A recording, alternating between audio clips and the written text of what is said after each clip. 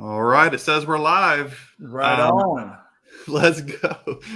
Guys, we're going to get started here in just a minute or two.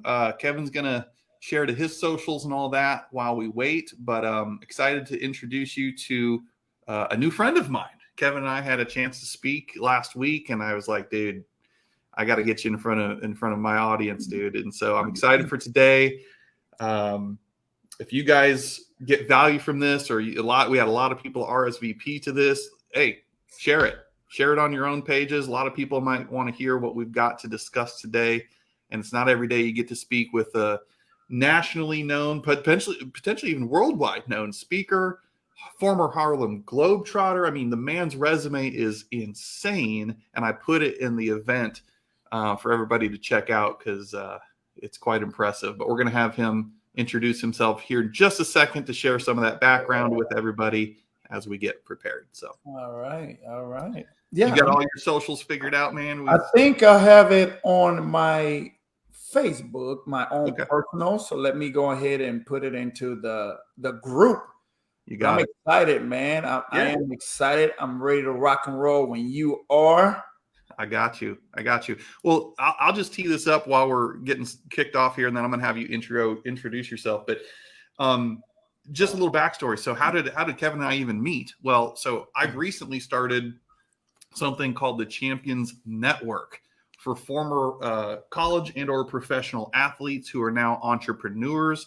Those of you that may or may not know of that already, you can go to www.mychampionsnetwork.com. Request to join the group is absolutely free, just a place in a community for us to all network.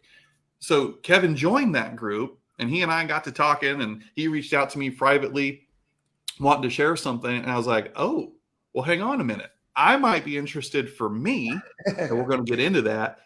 And just let's connect anyways, because that's the point of the Champions Network. So let's rock and roll. Officially launching this now, the Proximity Live.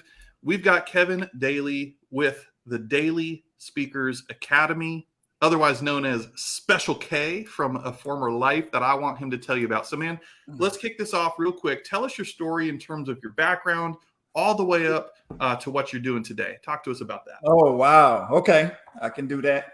So I'm originally from Central America, Panama City, Panama. You may notice an accent every now and then. Some people think it's a Texas accent, but it's actually because I'm still fluent in Spanish.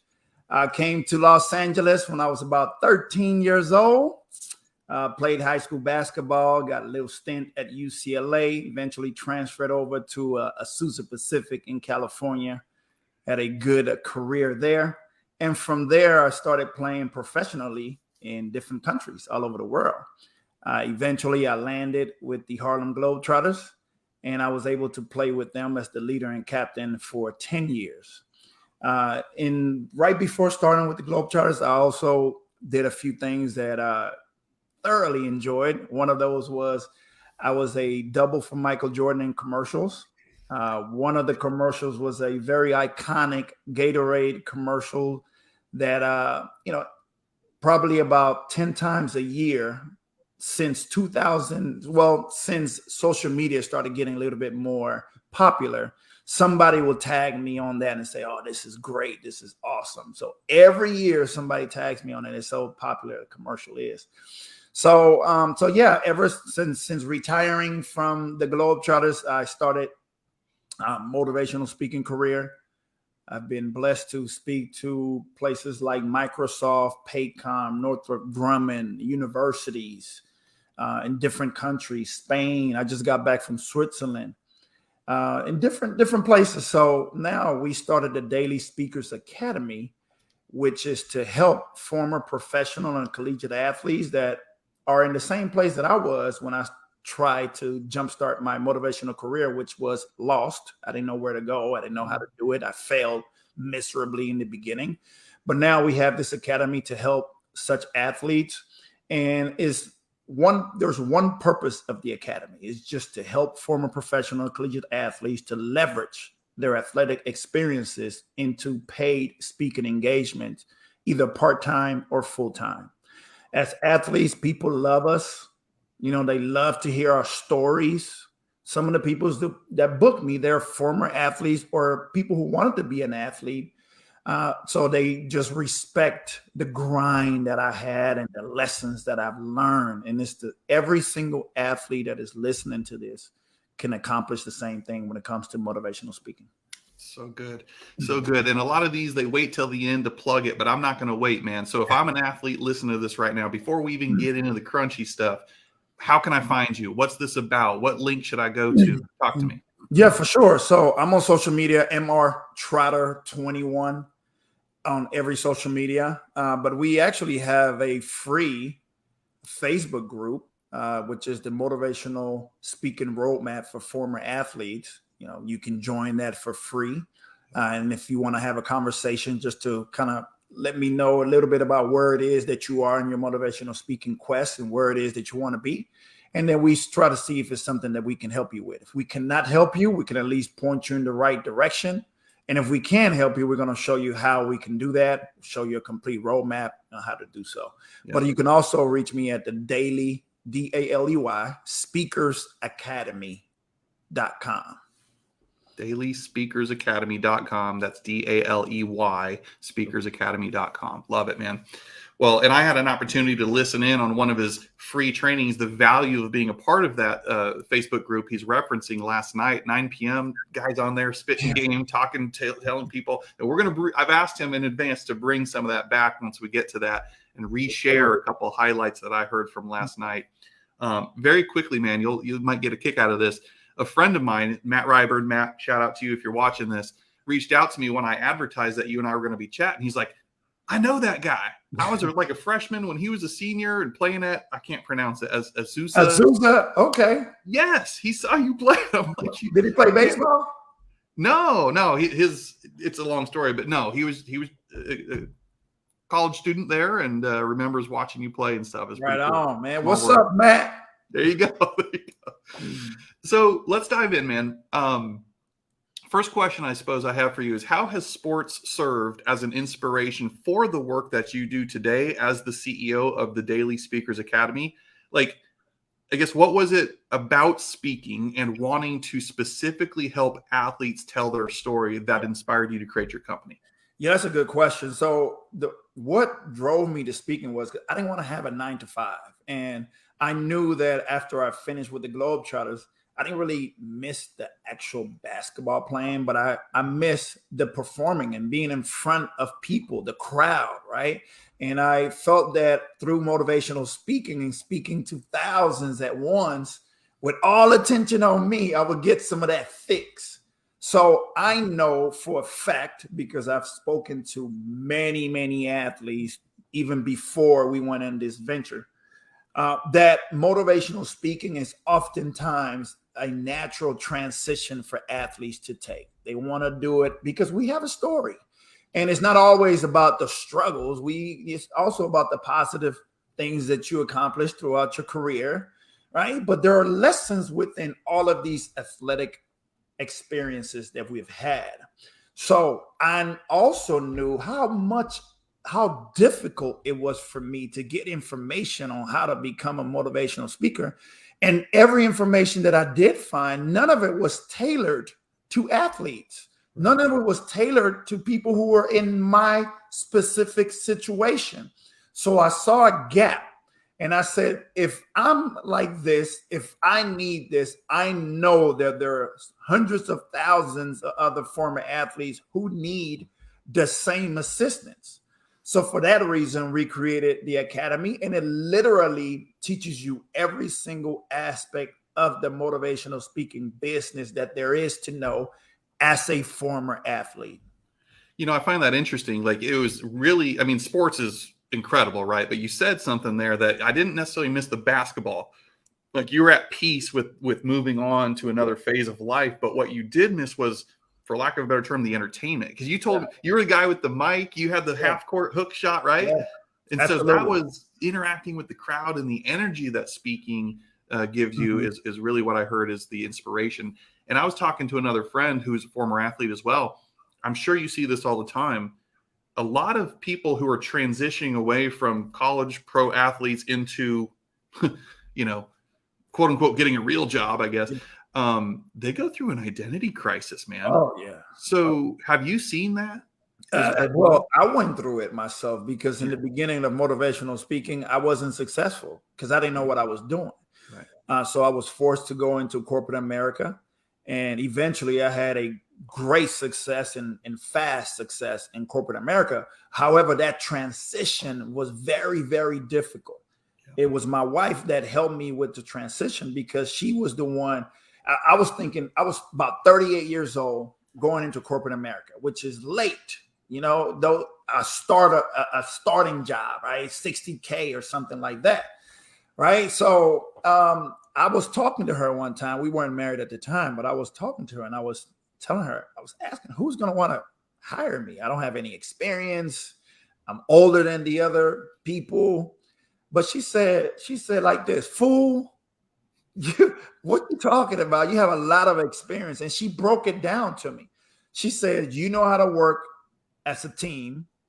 You are a leader. You've been a leader in many of these basketball teams that you have played for. You know how to get up when you fall down. You know how to create goals and actually achieve these goals. And that's when I started thinking like, wow, she's right.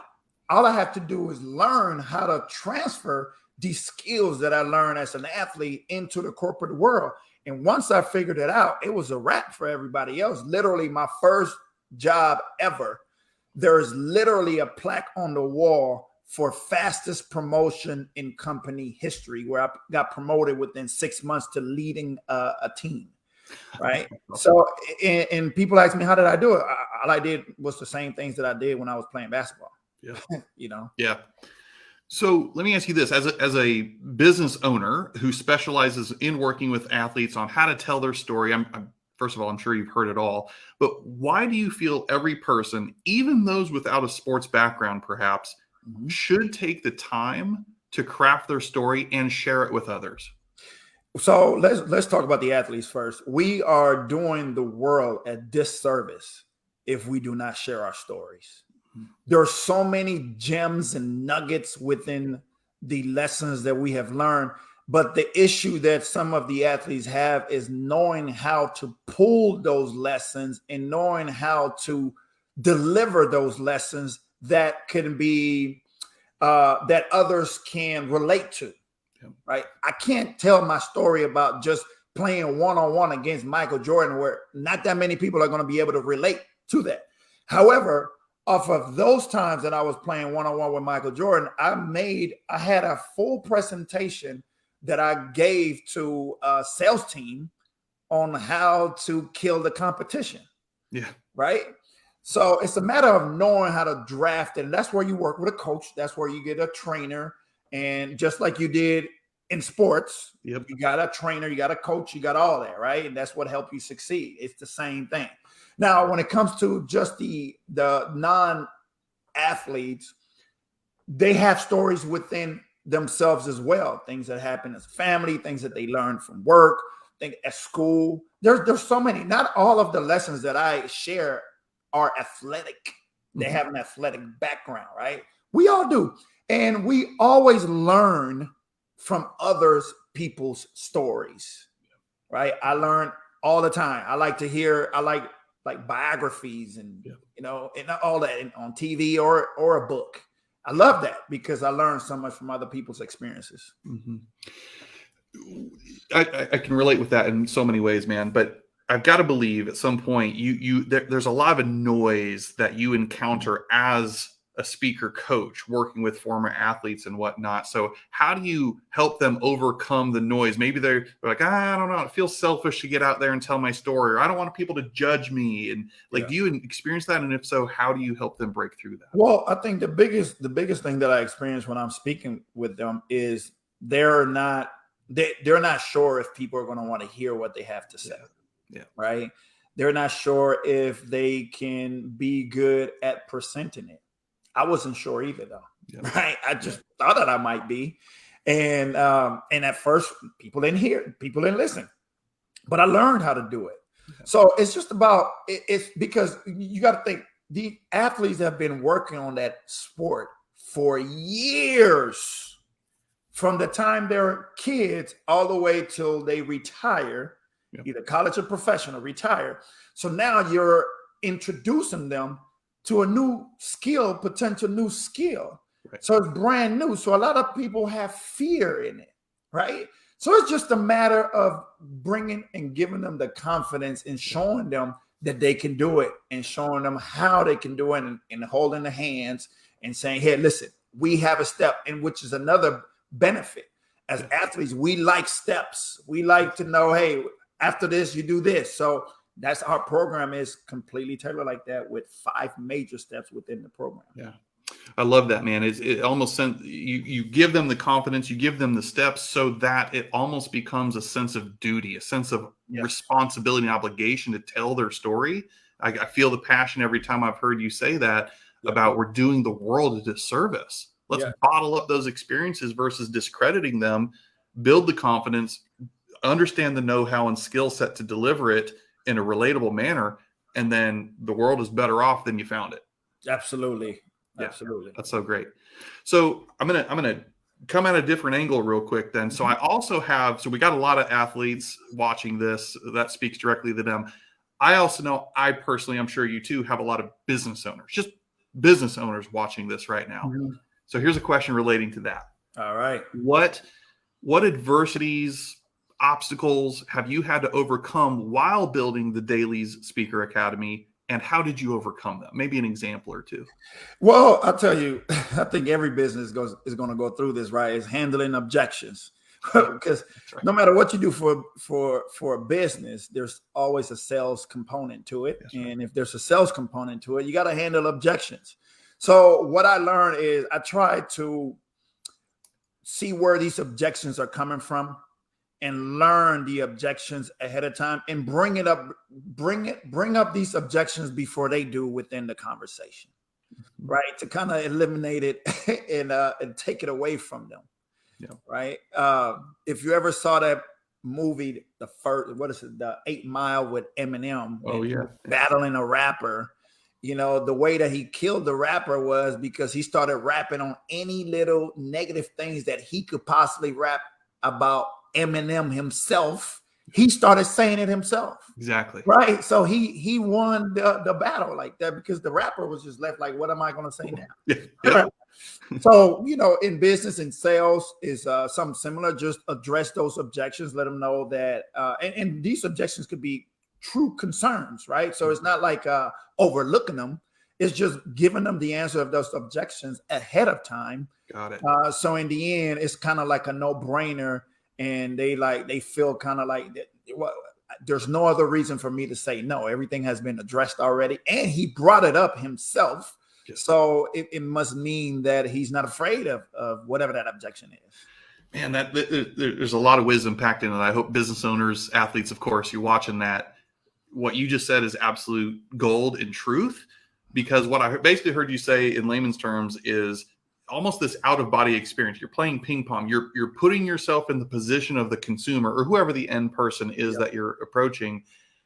And saying, well, what questions would I ask? What objections would I have or concerns to your point?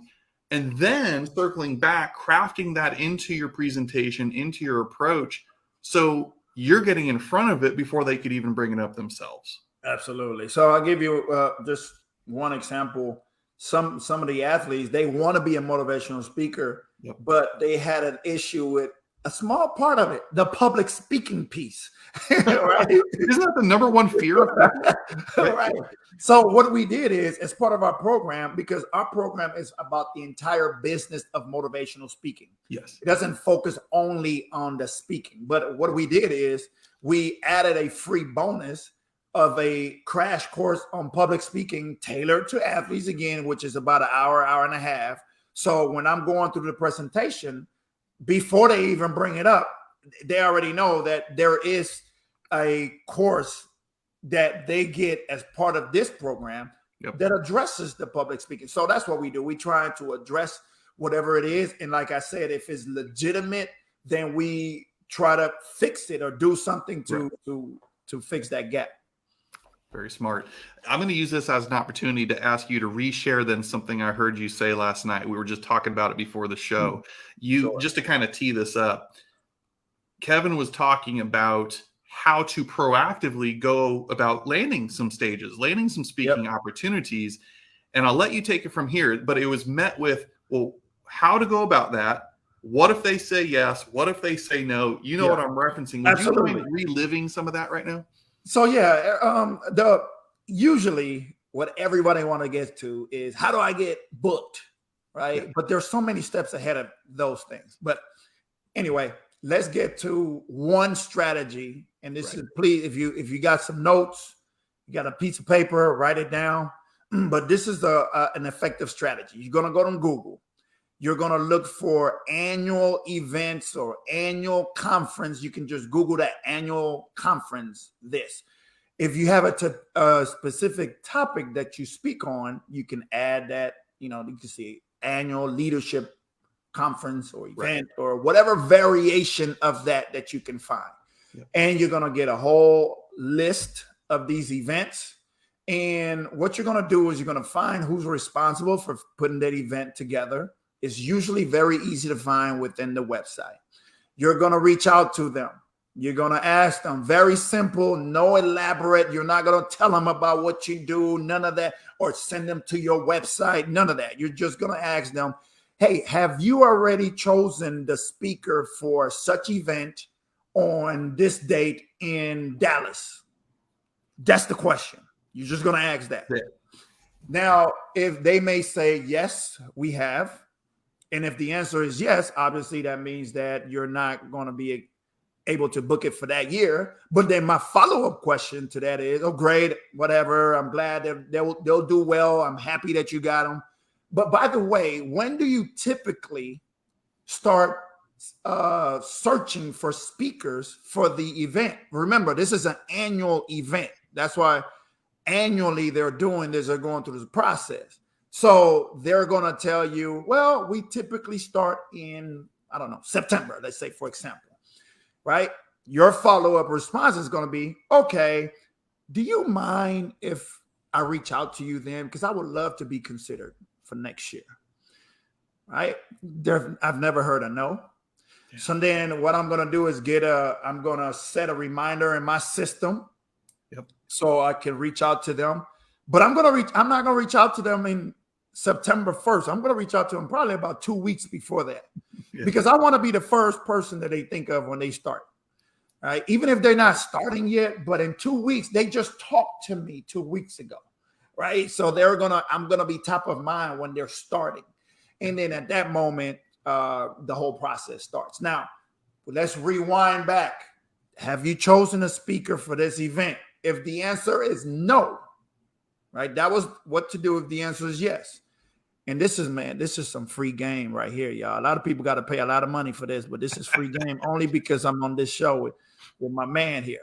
All right. So if the answer is no, we haven't. Okay, perfect. Oh, I would love to be considered.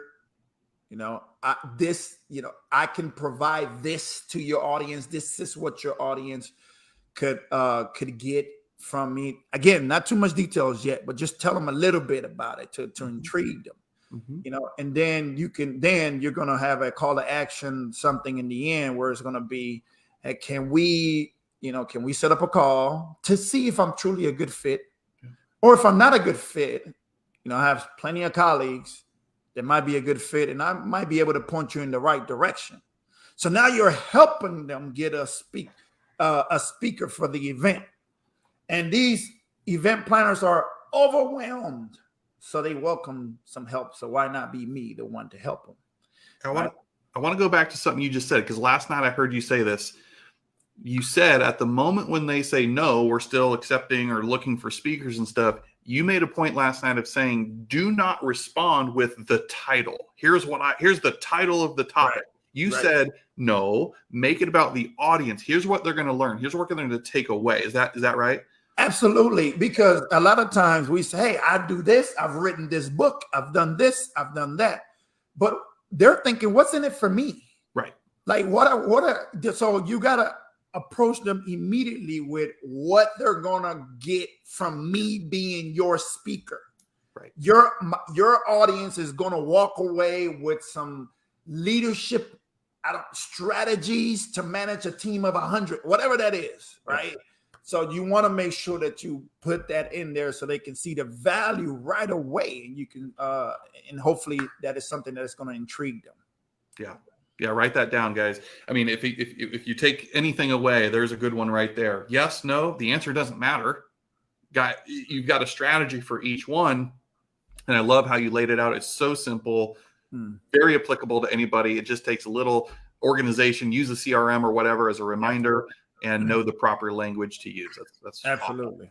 Thank you so much for being willing to share that. Yes, indeed. Yes, indeed. Yeah. So a couple more questions, if that's all right. We're about 25 minutes in here. If somebody out there is out there and they want to be a better speaker, they want to land more stages, they want to tell their story, they want to build a personal brand. Yes. What is a step, or maybe some steps, I guess, that somebody would need to take in order to grow their own personal brand to become a speaker that has a freaking waiting list? They have so much demand. They have a waiting list. How would one even know how to get started as far as building up their personal brand? Okay, so one thing that is important, back in the day when the event planners were booking speakers, they wanted to just book a speaker.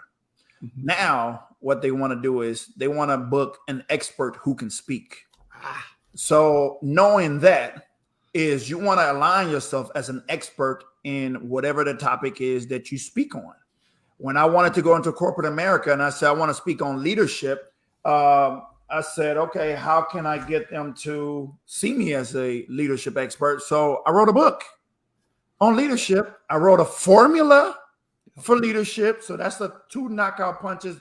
And then I wrote a workbook to go along with the book. I didn't care about selling a copy or whatever on Amazon. I didn't care about that. I really cared about selling them in bulk when I go speak. If it's 1,000 people, let me have them buy 1,000 copies rather than me selling 1 or 2 on Amazon. But anyway, so you align yourself. And by the way, I'm sorry, I forgot to tell you, I have a hard stop in about 10 minutes. Okay. All yeah. right. No. Same. Yep. And so you align yourself as an expert in whatever the topic is that you want. If you look at John Maxwell, he speaks on very many different topics. Well, we all know him as a leadership speaker. Yep. Right? If Les Brown at adversity, overcoming adversity and all that, but they can speak on whatever. So to me, that's the first step that you have to do. Right. And then you start working on showing yourself as that expert, right? Via tools like this, books, guides, blogs, information that you give out on social media, whatever that is. And then you just got to make sure that your brand aligns with your target market. Now, you can have a fantastic brand, but it may not align with your target market. I'll give you an example of a great brand, Gary V. Right? He has a big following, great brand. However, he drops the F-bomb every other word. Yep. And I'm not saying that it's better. I do it myself too. So it's nothing, right? But it's a good brand over there. But now if you took that brand into another target market like ministers or something like that, it just wouldn't align. Although it's a great brand, it just doesn't align with the target market. So you just got to make sure that your brand aligns with your target market. That's awesome. Great stuff, man. I got 2 quick ones then. We can close it out. Both of us have a hard stop coming up. By the way, I didn't prepare you for any of these. In fact, everybody, Kevin told me not to send him questions in advance. So this is just ad lib, riffing on the fly. Go figure. You're looking at a big speaker anyways. So I want to talk about speaking. Yes. I've got a microphone in my hand. I'm up there on that stage, man.